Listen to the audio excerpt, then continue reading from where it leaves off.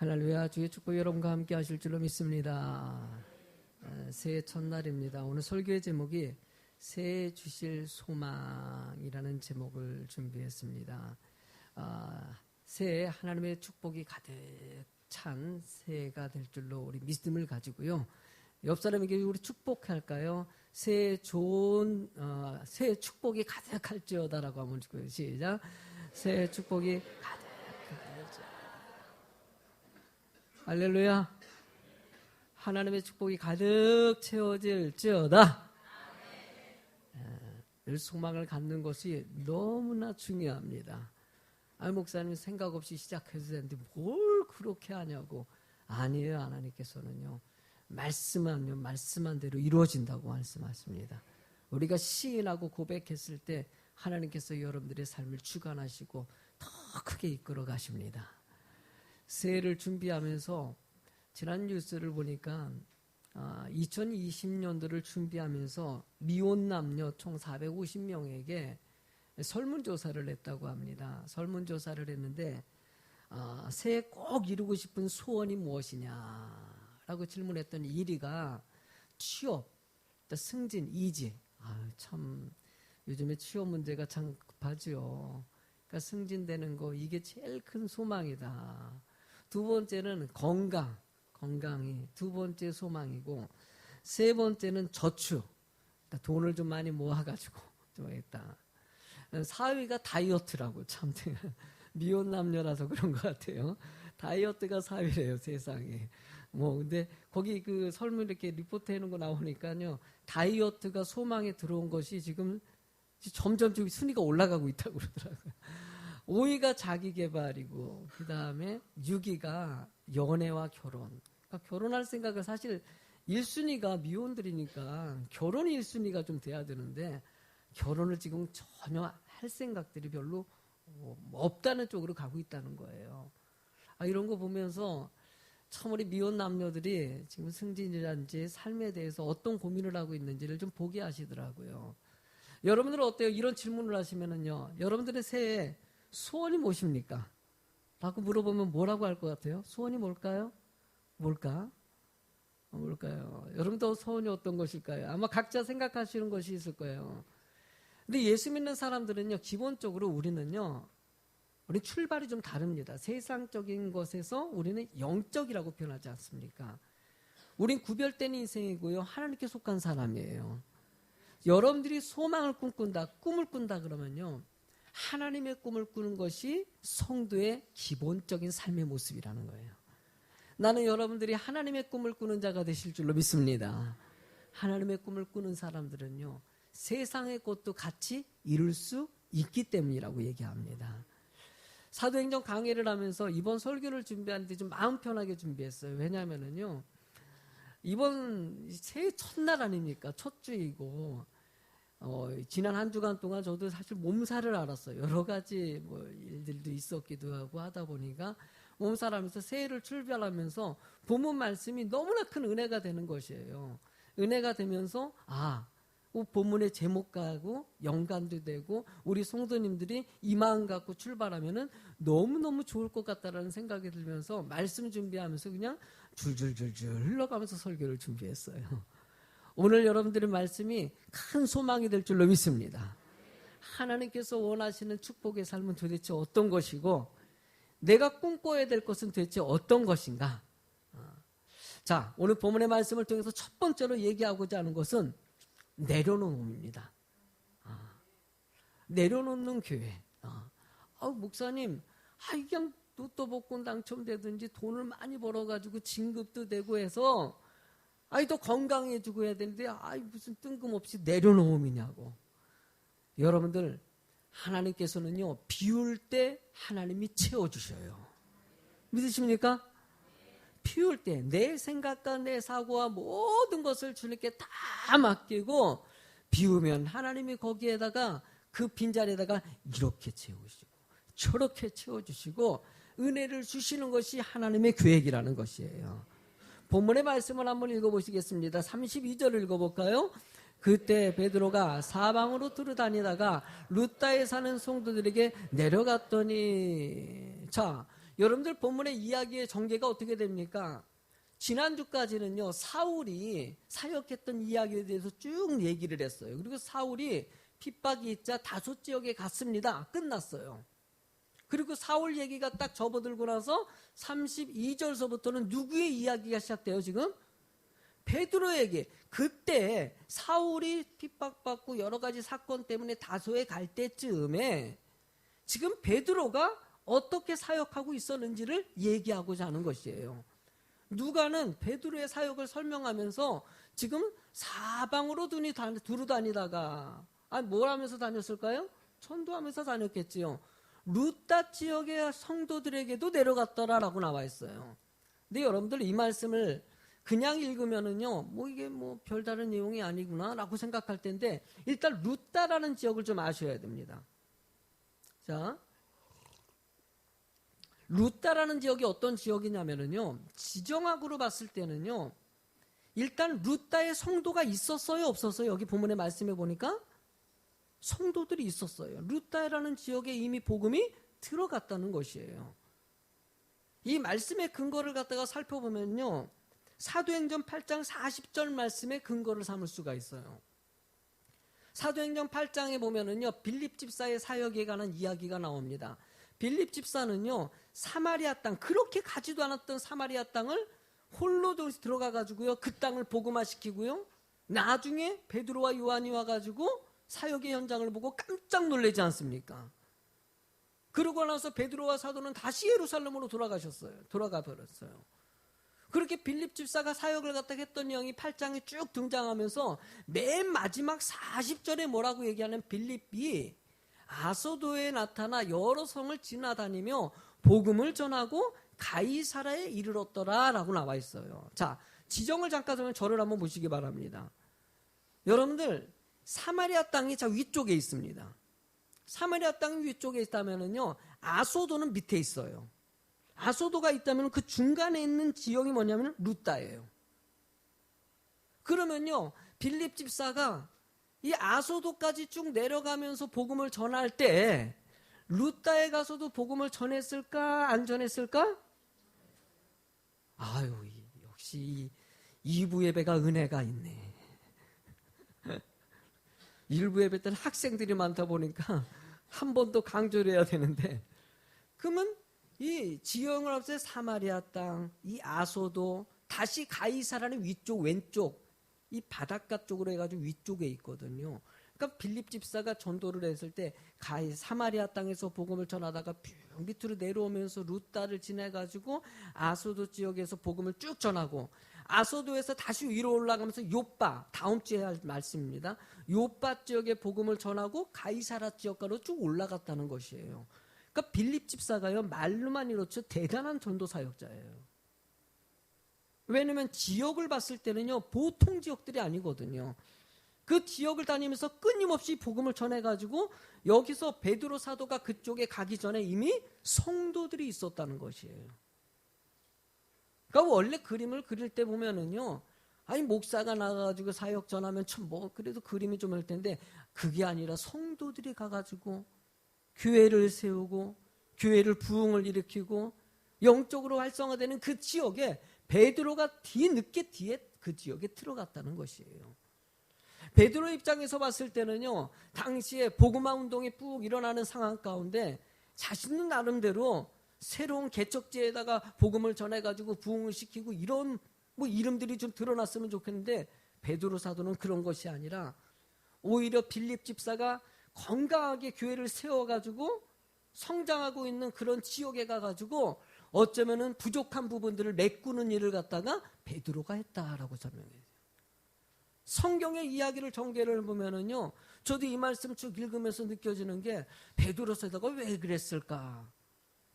자기도 좀 자기의 이름을 드러내고 싶고 좀 큰 일을 했다고 얘기할 수 있는데, 오히려 빌립 집사는 엄청난 일을 하고 베드로 사도는 꼭 뒤에서 따라다니면서 루따 따라하고 요빠를 따라다니면서 오히려 빌립 집사가 해놓은 것에 대해서 기반을 다지는 일들을 뒤에서 했다는 것이에요. 저는 이 부분을 갖다가 제가 생각을 했을 때는요, 베드로의 겸손이라고 생각하고 싶어요. 베드로는 자신을 드러내기보다는요, 주의 교회를 건강하게 세우기 위해서는 내가 특별히 위해서 일어나는 것이 아니라 이러던 저러던 주의 교회를 건강하게 세워가는데 내 모든 생각과 판단을 다 내려놓고 권위도 내려놓고 빌립 집사가 해놓은 것에 대해서 더 세워라는 이 일들을 진행하는 일에 정성을 다했다는 것입니다. 하나님은 여러분들의 삶 가운데서도 늘 얘기하는 것은 무엇이겠습니까? 사람은 늘 나를 드러내고 싶어 할 때가 얼마나 많아요. 내가 하지 않습니까? 그러나 하나님께서는요, 늘 나를 보다는요, 예수 그리스도 하나님이 드러나길 원하시고요. 사람 중심이 아니라 하나님 중심이 되길 주님이 원하신다는 거예요. 오직 주님 바라보는 거, 하나님을 의지하는 거. 여러분, 나오미는요, 남편을 잃었습니다. 그리고 두 아들을 잃었어요. 이제 이방 땅에서 더 이상 희망을 잃어갈 때 두 며느리를 보니까 이방 여자들이에요. 이방 여자들인 이 며느리들에게 얘들아, 나는 이제 내 고향으로 갈 것이다. 너희들도 이방 사람이니까 내 고향하고 너무 환경도 안 맞고 그러니까 너희들 갈 길 가라 그랬더니 이 오르바랑 룻이 그 얘기를 듣고 오르바는 그래요 시어머니 그래요 저는요 예루살렘 아는 땅도 아니고요 나 그 땅 몰라요. 그러니까 난 내 고향으로 갈게요. 오르바는 그냥 고향으로 가버렸어요. 근데 룻은 시어머니 나 안 가겠어요. 나는 시어머니를 따라갈 거예요. 모든 시어머니들이 이런 며느리를 원하시고 막 시어머니 따라가겠다는 거 아니야 너 그 땅 알지도 못하는 땅인데 왜 거길 가려고 그러냐 그랬더니 룻이 이렇게 얘기합니다. 룻기서 1장 16절서부터 18절까지 한번 쭉 읽어보시겠습니까? 룻이 이르되 내게 어머니를 떠나며 어머니를 따르지 말고 돌아가라 강권하지 마옵소서. 어머니께서 가시는 곳에 나도 가고 어머니께서 머무시는 곳에 나도 머물겠나이다. 어머니의 백성이 나의 백성이 되고 어머니의 하나님이 나의 하나님이 되시리니 어머니께서 죽이시는 곳에서 나도 죽어 거기 묻힐 것이라. 만일 내가 죽는 일 외에는 어머니를 떠나면 여호와께서 내게 벌을 내리시고 더 내리시기를 원하나이다 하는지라. 나오미가 룻이 자기와 함께 가기로 굳게 결심함을 보고 그에게 말하기를 그치니라. 이 말씀을 통해서 룻을 어떻게 설명하냐면 나오미를 통해서 전해드린 하나님을 믿고 오직 주님 바라보고 모든 것을 포기하고 떠나간 사람으로 설명을 합니다. 하나님 우리 인생 가운데서도 그래요. 아브라함이 본토 아비집을 떠난 믿음을 주님께서 귀하게 사용하십니다. 왜 그럴까요? 오직 주를 위해서예요. 오직 교회를 향해서 하나님의 뜻을 이루기 위해서 떠난 그 발걸음을 우리는 칭찬하고 있어요.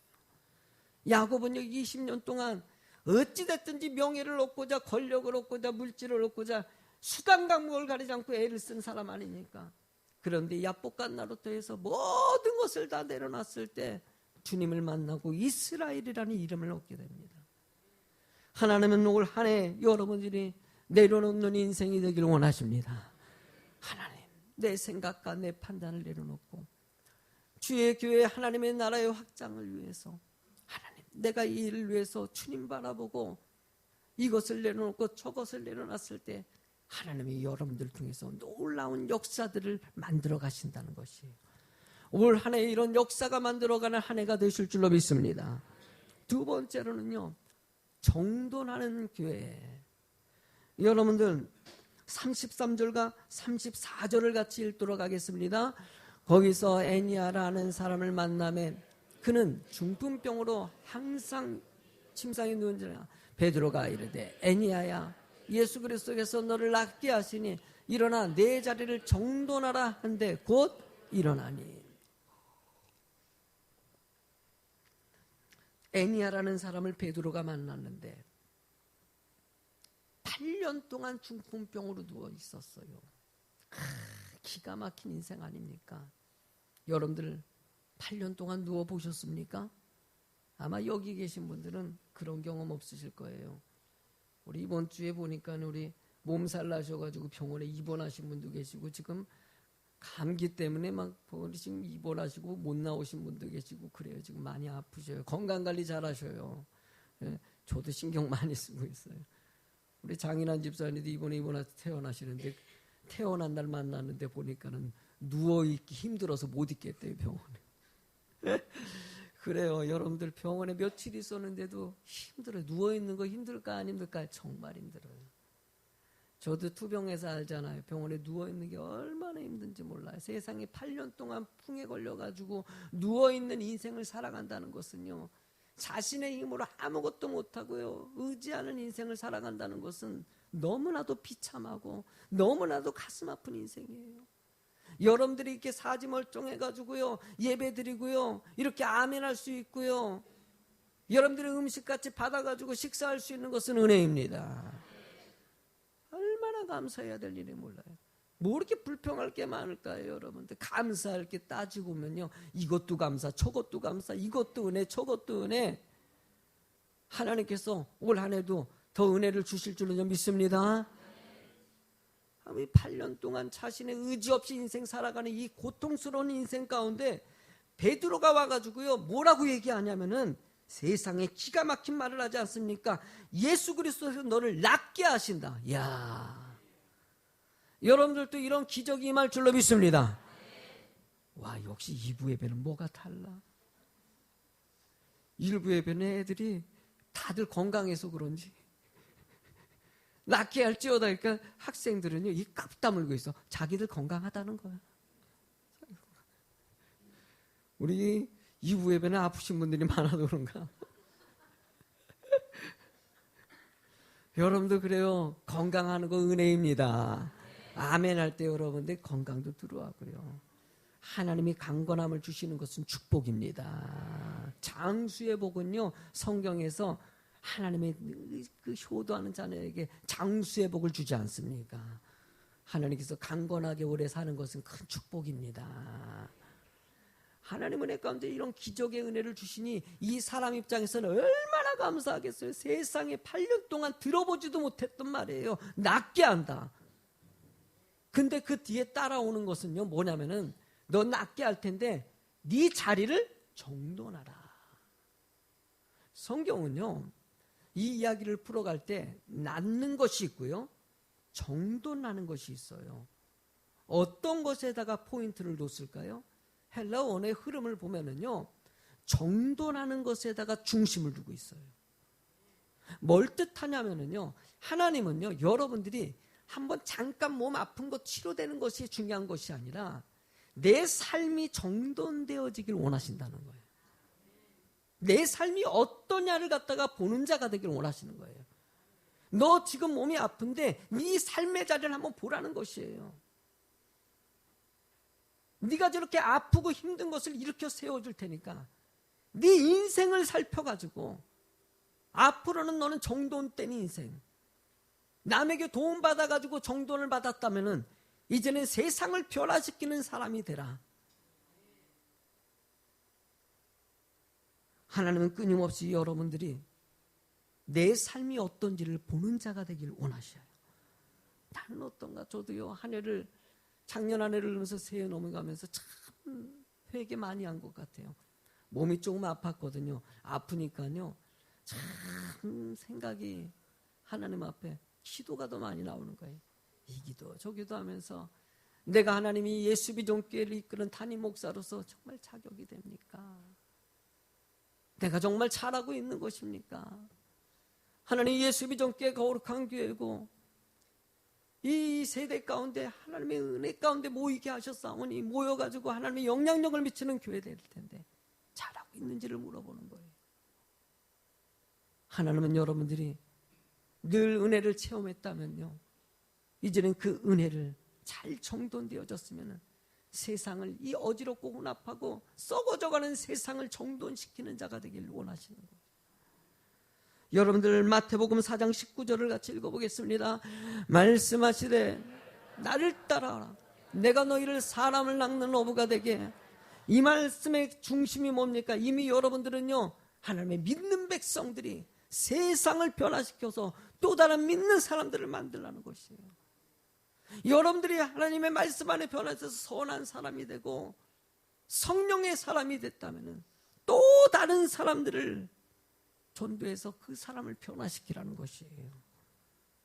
은혜를 받은 사람이 은혜를 전할 수 있어요. 가끔 이렇게 사건을 갖다가 뭐 그냥 흉악범들 보면은요, 특징이 뭐냐면요, 그들에겐 사랑을 받은 경험이 없는 거예요. 어렸을 때부터. 어떻게 이런 잔인한 일을 벌일 수 있을까? 그들의 심리를 갖고 우리 삶을 쳐다보면 답은 쉽게 나와요. 사랑을 받지를 못하고 늘 외롭게 인생 살아가는 사람들에게 하나님은 여러분들이 이 세상에 어지럽고 눈먼 인생을 살아가는 사람들에게 예수 그리스도의 은혜를 체험하고 그 은혜 가운데 거한 것을 또 다른 사람에게 전해서 많은 사람이 예수 그리스도의 구원의 은혜 가운데 기뻐하게 만드는 주의 성도가 되길 원하신다는 거예요. 누가복음 19장 8절 삭개오의 변화된 모습을 이렇게 설명합니다. 삭개오가 서서 주께 여짜오되 주여 보시옵소서, 내 소유의 절반을 가난한 자들에게 주겠사오며 만일 누구의 것을 속여 빼앗은 일이 있으면 네 갑절이나 갚겠나. 할렐루야. 하나님은 이 삭개오가 온갖 속임수를 쓰고 자기 이익을 위해서 수단과 방법을 가리지 않았더니 삭개오가 변화돼가지고 남을 생각하고 살피는 선한 사람으로 변화됐다는 거예요. 저는요, 우리 교회가 주의 은혜 가운데서 이런 정돈되어지는 교회가 되길 간절히 소망합니다. 그러기 위해서 우리 필요한 것은요, 저는 세 가지 한번 더 강조합니다. 자막을 준비 안 했는데요. 수용력, 따라합시다. 수용력과 분별력과 영향력. 다시 세 가지 시작. 좀 어려워요? 다시 한번. 자막 준비 안 했어요, 이거요. 시작.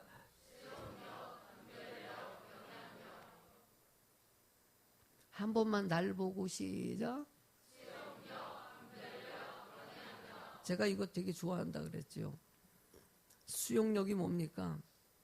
받아들이는 거예요. 말씀을 잘 받아들이시고요. 아멘. 그리고요, 세상의 모든 원리와 일어나는 사건, 사고에 대해서도 바다 같은 마음으로 받아들일 수 있는, 교회 안에서 이런 사건, 저런 사건, 이런 사람, 저런 사람들도 다 품을 수 있는 마음, 이게 바로 수용력이에요.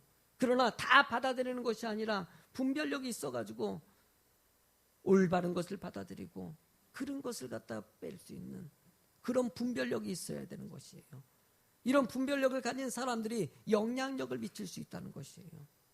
저는 주의 교회가 이런 영향력을 미치는 교회가 되길 간절히 소망합니다. 말씀 안에 서서 한국의 교회가 얼마나 욕을 많이 먹고 있습니까? 매스컴이라든지 다양한 매체를 통해 가지고 교회가 이렇고 교회가 이게 문제가 있고 뭐 이런 소리 들을 때마다 가슴이 아파요. 그래서 우리가 세 번째로 우리가 강조하고 싶은 것은요, 세상을 감동시키는 교회가 되는 것입니다. 아멘. 세상을 감동시키는 교회. 여러분, 지난 교회 신뢰도 제고를 위해서 필요한 사회활동을 물어봤더니 이 갤럽 조사에서 이렇게 나왔어요. 49.4%가 윤리와 도덕의 실천운동이 교회에 있었으면 좋겠다. 그리고 더 많이 나온 건 50.6%는 봉사와 및 구제와 환경, 인권, 사회, 경제 참여, 사회 참여를 좀 교회가 했으면 좋겠다. 여러분들 뭐 이런 얘기를 들을 때마다 내가 마음이 너무나 아픈 거예요. 여러분들 이 내용들이 우리 교회가 해야 될 일이에요, 아니에요? 당연히 해야 될 것을 세상에서 요구하고 있다는 거예요. 당연히 이것을 이루어야 되는 것이에요. 교회가 윤리적이어야 되죠. 늘 거룩하고 음란한 모든 것들이 떠나서 거룩함이 지켜질 수 있는 교회 되는 거. 모든 음란한 악한 것들은 떠나갈지어다. 올 한해 거룩함을 유지하십시오. 특히 믿는 성도들 성결함을 유지하기 위해서 정말 기도 많이 하셔야 돼요. 음란한 문화가 지금 미디어를 통해 가지고 아이들이라든지 얼마나 유혹들이 많이 있습니까? 여기서도 예외가 얼마나 있겠습니까? 모든 사람들이 이 문제라면 마음이 찔끔찔끔거리고 성결함을 유지하기 위해서 우리는 애를 쓰고 무릎 꿇고 기도해야 될 때입니다. 봉사와 구제와 사회 실천을 위해서 우린 너무나도 노력하지 못하는 모습들이 있어요. 저는 예수비전교회가 이런 문제에 대해서 정결함을 유지하고요, 거룩함을 유지하고요, 이 세상에 좋은 사랑의 원신이 있는 교회가 되길 간절히 소망해요. 세상 사람들이 봤을 때 평가하는 게 있어요. 이런 교회, 저런 교회라고 평가할 때 예수비전교회 하면은 참 좋은 교회. 목사 한 사람이 툭 출나서 될까요? 아닌 거 아시죠? 여러분들 같이 해야 돼요. 같이 해서 만들어서 마음 모아가지고 왜 여기에 이렇게 모이게 하셨을까요? 왜 여러분들이 이렇게 예배드리게 하셨을까요?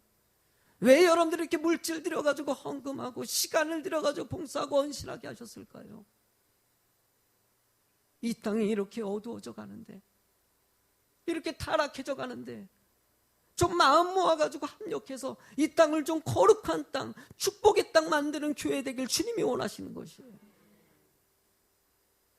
이래 여러분들 올 한 해 세상을 감동시키는 교회 만들어가길 소망합니다. 35절의 말씀을 크게 읽어보시겠습니까? 루다와 사론에 사는 사람들이 다 그를 보고 주께로 돌아오더라 라고 얘기합니다. 여러분들 여기서 주께로 돌아왔다는 것을 뭘 때문에 들어왔다고 얘기합니까? 치료된 것 때문일까요? 아니에요. 여러분들, 정돈된 크리스찬들의 모습들을 보고 기적 한 가지 일어났다고 해가지고 그것 바라보고 교회 오는 것이 아니라 성도의 삶을 보고 교회 와가지고 믿는 생활을 하게 됐다는 것이에요. 저는 세상 사람들이 여러분들의 삶을 보고 교회 오는 교회 되길 간절히 소망하는 것이에요. 이 말씀의 중점적인 말씀이 어디 있습니까? 사도행전 2장 47절 말씀 크게 읽어보시기 바랍니다. 하나님을 찬미하며 또 온 백성에게 칭송을 받으니 주께서 구원받는 사람을 날마다 더하게 하시니라. 아멘. 하나님을 찬미하며 온 백성에게 뭘 받았다고 합니까? 칭찬 듣는 교회가 되는 거. 저는 예수비전교회가 이 지역에 칭찬받는 교회 되길 원합니다. 인천 지역에 칭찬받는 교회 되길 원합니다. 우리 나라와 민족에 칭찬받는 교회 되길 원합니다. 우리 한번 샘플 만들어 위해서 애써야 돼요. 시간을 내서 마음을 모아가지고 이 교회가 하나님 앞에 바로 설 수 있도록 여러분들 좀 마음을 모아주셔요. 목사도 간절한 것이에요. 하나님이 이 교회가 하나님 말씀 안에 아이들 잘 가르치고 주의 복음을 증거하고 하나님의 선행을 실천하는 교회, 빛과 소금의 역할을 감당하는 교회 될 수 있도록 주님이 이 교회를 인도해 달라고. 목사 한 사람의 울부짖음이 아니라 여러분들이 마음을 모을 때 이것이 이루어질 수 있다는 것이에요. 하나님은 한국의 교회를 바라보고 있어요.